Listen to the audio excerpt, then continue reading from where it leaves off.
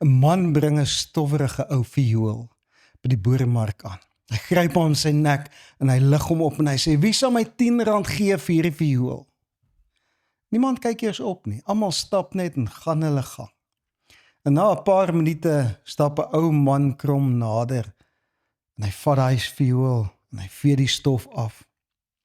Stel die snare 'n bietjie in, sit dit in sy ken en hy begin speel. En die mooiste musiek vul die lug. Die mense gaan staan stil, almal begin in 'n sirkel staan en luister na hierdie viool. En na 'n rukkie dreun die eerste stem deur die skare. Hy sê, ek bied R1000 aan vir hierdie viool. Niemand kan R10 betaal vir so 'n instrument nie. Later daai dag word daai viool opgeveil vir R55.000. Jy sien, die viool se waarde het nie verander oor sy voorkoms verander het en die stof op hom minder geraak het nie. Dit het verander, want dit was bespeel deur iemand wat die waarde van daai instrument verstaan het. Ek en jy is so bewus van die waarde van 'n ding. Miskien moet ek dit omdraai, ek en jy is so bewus van tekort. Ons tema vandag, waar te veel en te min mekaar ontmoet. Kom ek lees saam met jou uit Johannes 6 vers 7, dis die gelykenis waar Jesus die brood meer gemaak het en die vissies. En hy sê die volgende, en ek gaan 'n paar verse tussenin oorslaan, want ons moet roer vandag, as 'n paar dinge wat ek wil sê, oor hier waar te min en te veel mekaar ontmoet, en ek weet baie van ons sit met of te min van ons sit met te veel. Ons wonder almal, hoe kan ek by daai plek kom, waar ek genoeg het om die wil van die Here vir my lewe ten volle uit te leef. Iemand sê hierdie week vir my, ek wil soveel mense help, maar ek kan nie elke dag daarby uitkom om hulle te help nie. Johannes 6 vers 7 sê, Filippus antwoord hom dus Jesus toe, 200 mense se dagloon is nie eers genoeg om elkeen van hierdie mense, hierdie skare om ons, 'n stukkie brood te laat kry nie. Is dit nie waar nie? Jesus kom en hy sê, gee vir hierdie mense kos. En onmiddellik ruk Filippus homself op, hy sê, dis nie 'n manier nie. Kom ons spring na vers 8. En 'n ander disipel, Andreas, sê toe vir hom, hier is 'n seentjie met 5 garsbrode en 2 vissies. Maar, wat is dit vir so baie mense? Vers 13. En hulle het dit wat oorgebly het na die ete bymekaar gemaak, en dit was 12 mandjies vol. Ons praat vandag oor te min en te veel.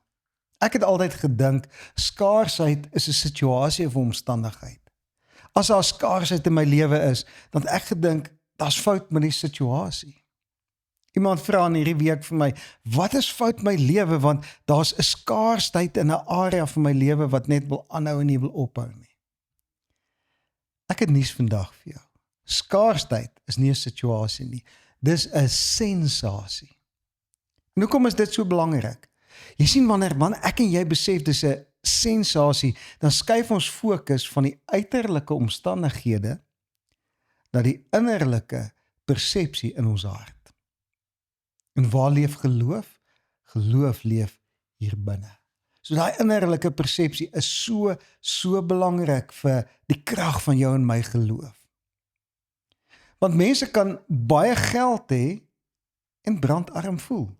Ek loop nou dag iemand in die mall raak en hy sê vir my, oog, dit gaan so swaar.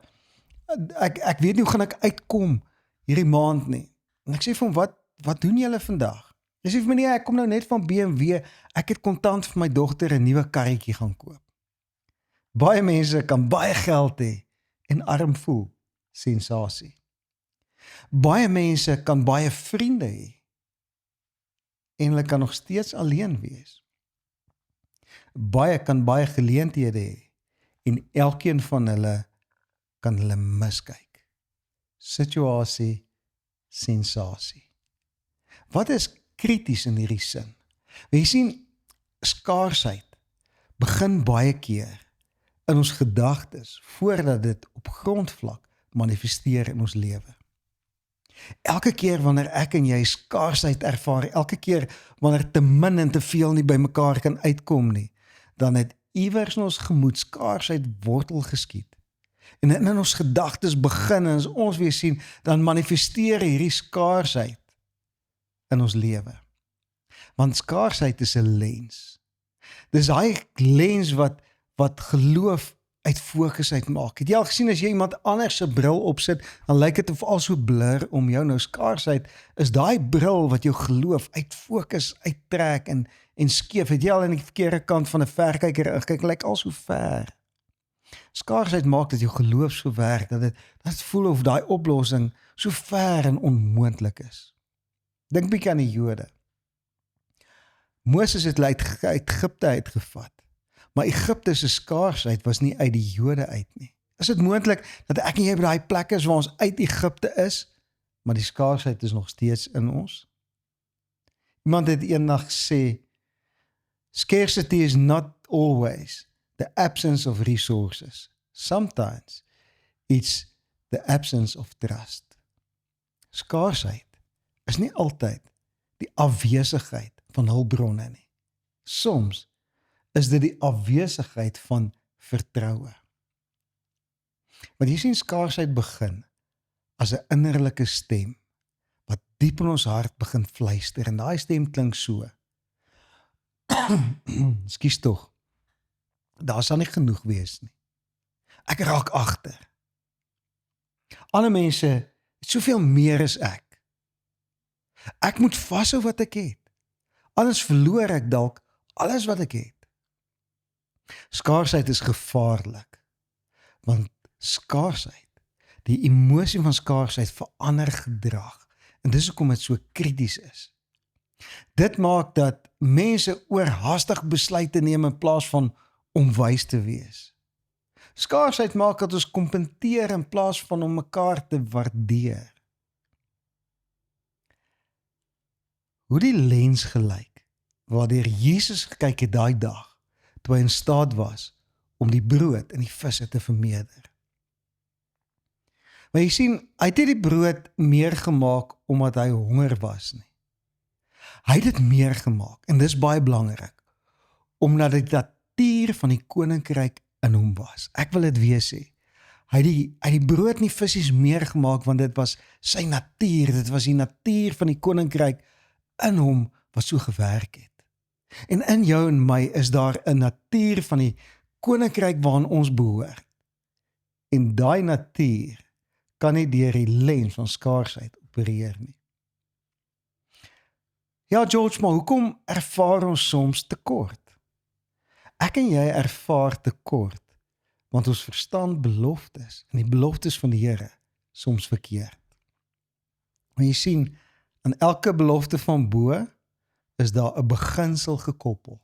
Skryf dit neer, aan elke belofte is daar 'n beginsel gekoppel. Maar jy sien, beginsels is so sleutels, en wanneer ek daai beginsel nakom, is soos 'n sleutel wat die belofte van die Here oor my lewe en in my lewe oor sekere omstandighede kan oopsluit. Beloftes is onlosmaaklik van die prosesse wat hulle waar maak. Hier is soveel sinne wat ek heeltyd net wil herhaal, maar dit is so belangrik. In elke belofte is daar 'n proses wat daai belofte gaan waar maak. Gaan kyk maar die Ou Testament, gaan kyk die Nuwe Testament. Daar kom 'n blinde man by Jesus, Jesus smeer modder in sy oë, en hy sê, gaan was jou in die bad van Siloam, en dan sal jy kan sien. Wat sou gebeur het as daai man dit nie gedoen het nie? As hy nie deur daai proses wou gaan om sy oë te gaan was nie. Hy kon nie sien sy gesig is vol modder nie. Hy het net 'n woord gehad om op te gaan.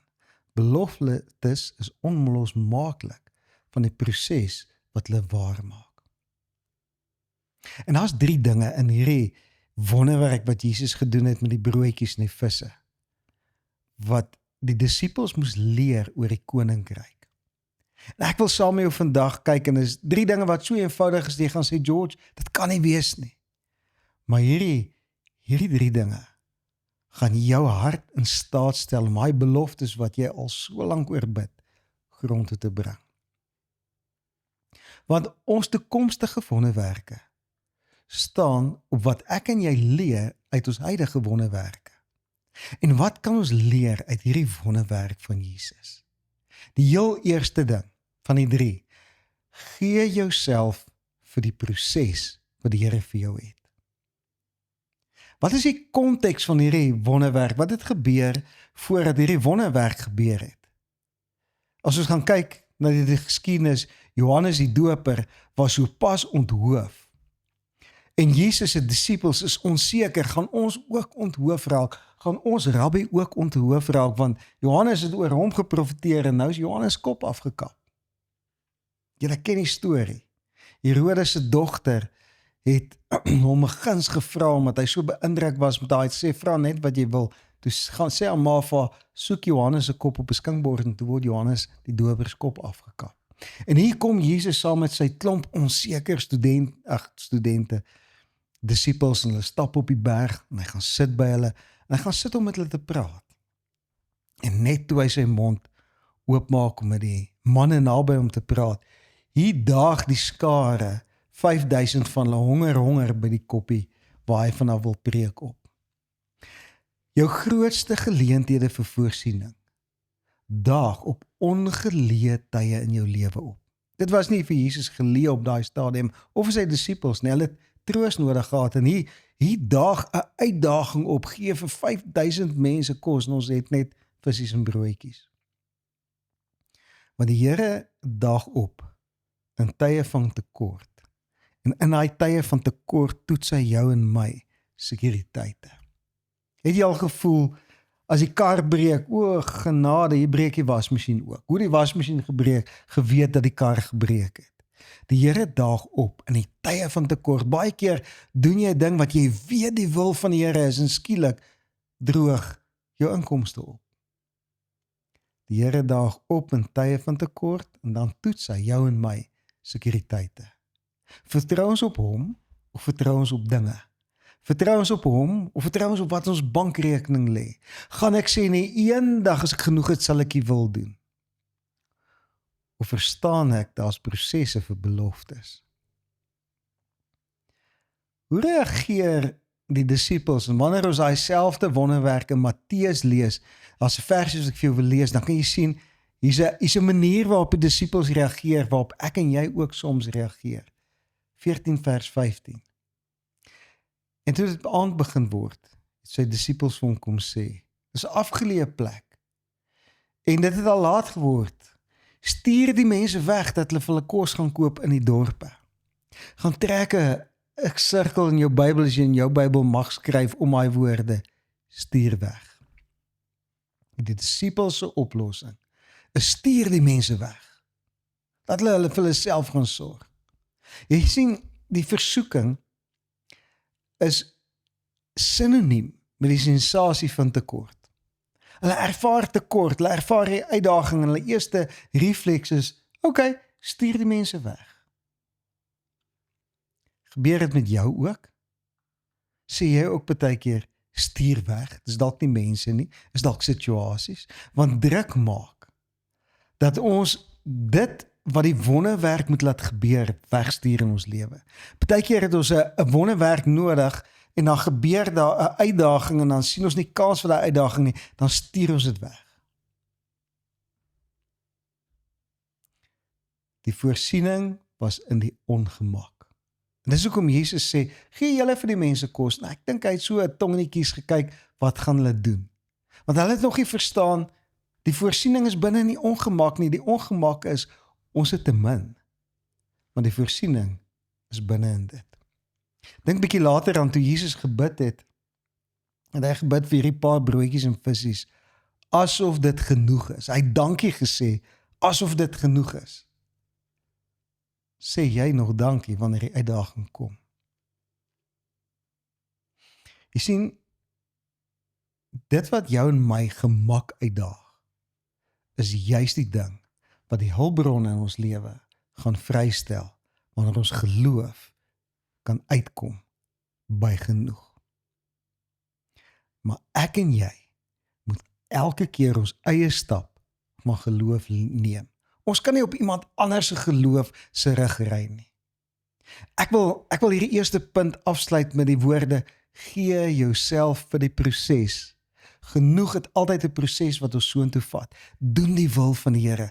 Kom by daai plek waar jy sê, Vader, is moeilik, maar ek gaan die proses volg. Skus tog. Tweede ding wat hulle moes leer is, noem ek kyk af. George, wat bedoel jy met kyk af? Kyk wat staan in Johannes 6 vers 3. Jesus het op die berg opgegaan met sy disippels en hy daar gaan sit. En toe Jesus rondkyk en sien dat daar groot mense na hom toe aankom. Nou, daai woordjie wat ek wil hê, jy moet omkring in jou Bybel, as jy hom mag skryf, is daai woordjie rondkyk. Maar jy sien, waarvan hy gekyk het bepaal wat hy sien. Die plek waarvan ek en jy kyk na omstandighede, bepaal presies wat ons sien in ons omstandighede, geloof of ongeloof. Engels maar die ene gesê, a storm to one person is a sunset to another. Is nie waar nie, ons kry die mooiste sonsondergange net voor die grootste storms, maar sien jy 'n storm of sien jy 'n beautiful sonsondergang? Sien jy probleme of sien jy geleenthede in dieselfde situasie? Geleenthede is die uitdagings.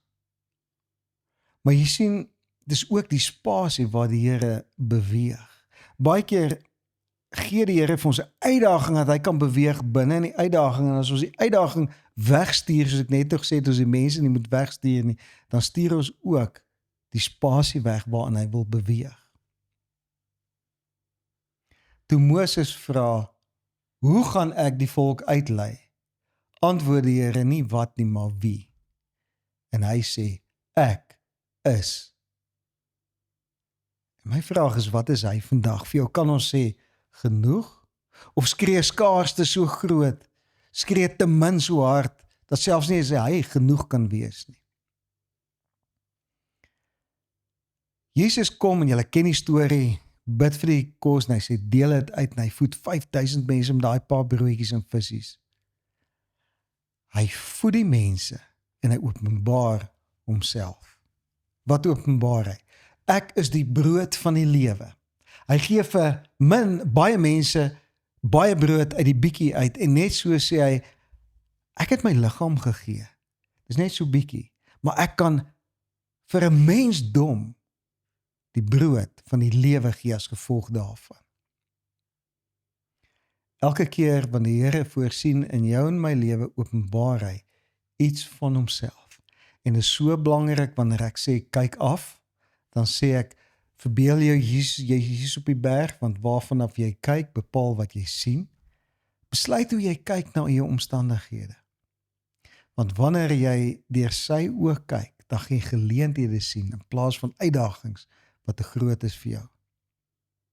Eerstens het ons gesê, gee jouself vir die proses. Dit ons tweedens gesê, leer om te kyk van die regte plek, kyk af op jou probleme, kyk deur die oë van die Here, kry sy perspektief in jou hart, sien 'n sonsondergang in plaas van 'n storm. En dan die laaste ding, die derde ding wat ons moes leer, is luister op. Ons nou gesê, kyk af, nou sê ek, luister op, en dis 'n kort punt, jy gaan moet vinnig opluister. Die enigste keer in die Bybel wat ons Andreas hoor praat, sê hy die volgende woorde in Johannes 6 vers 9. Hy sê, hier was 5 garsbrode, hier's 'n seentjie met 2 visse. Maar wat is dit vir so baie mense? Die Here sal nooit van jou iets vra as hy dit nie eers vir jou gegee het nie. Daai julle, ek het net nou gesê dat Jesus het vir sy disippels sê, gee julle vir hulle kos, toe wil die mense wegjaag en allerlei planne maak, verskonings uitdink. Maar hy het klaar vir hulle die broodjies en die visse gegee. En elke ding wat die Here van jou en my verwag, is die saad wat nodig is om alles te gee wat ons nodig gaan hê om sy wil te doen. Jesus het nodig gehad om dankie te sê vir daai bietjie asof dit genoeg was. En toe het die disippels nodig gehad om daai paar krummels in hulle hande te begin uitdeel asof dit genoeg was. Vrees vir te min waarmee ons begin het.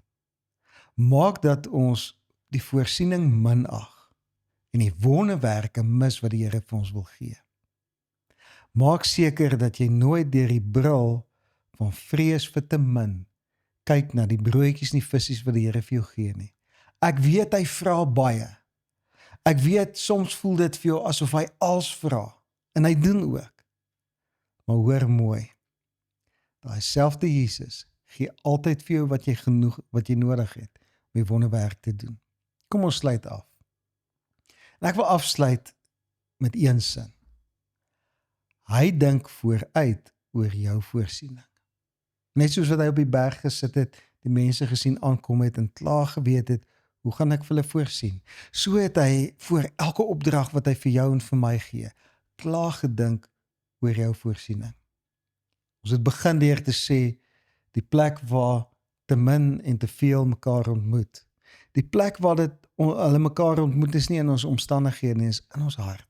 En ek wil jou seën vandag dat jy 'n hart sal hê wat kan kyk met sy oë, dat jy 'n hart sal hê wat te min en te veel mekaar ontmoet hier in jou hart en wat daai geloof wat hier binne woon genoeg is vir jou wonderwerk te laat gebeur. Kom ons sien uit na daai plek, kom ons sien uit na daai oomblik waar ek en jy op daai plek gaan wees waar ons kan sê, Vader, ek weet vandag, U vra baie, maar ek weet ook, U gee genoeg om die wonderwerk te doen. Ek wil jou seën hierdie week, dat hierdie week vir jou 'n week sal wees van genoeg, dat hierdie week vir jou 'n week sal wees waar jy die te min miskyk, en dat jy net met daai bril van geloof sal kyk, wat in elke omstandigheid sal vra, Vader, hoe gaan ek by daai plek kom, wat ek kan sien wat U sien, sodat ek kan doen wat U doen, met dit wat U vir my gegee het. Ek sien jou eendag weer, maar gaan vat hierdie woord, maak dit deel van jou lewe, totdat ons mekaar weer sien, want ek weet dat die Here wil vir elkeen van julle en van my, 'n groot wonderwerk doen. Kom ons bid saam. Vader, ek wil elke persoon seën met 'n volheid. Ek wil elke persoon seën met 'n hart, wat geleenthede kan raak sien, wat U wil kan ken, 'n hart wat nie skrik vir die uitdaging, wanneer U vir ons sê, gee vir my mense kos nie. Ek wil elkeen seën dat wanneer ons, wat die Here geroep het om U gemeente en U kerk te ondersteun, wanneer ons by daai plek is, dat ons sal kyk deur die bril van genoeg, en nooit ooit weer na U plan sal kyk, deur die bril van skaarste nie. Ons eer U daarvoor in die naam van Jesus. Amen. Mooi loop, sien jou een van die dae weer.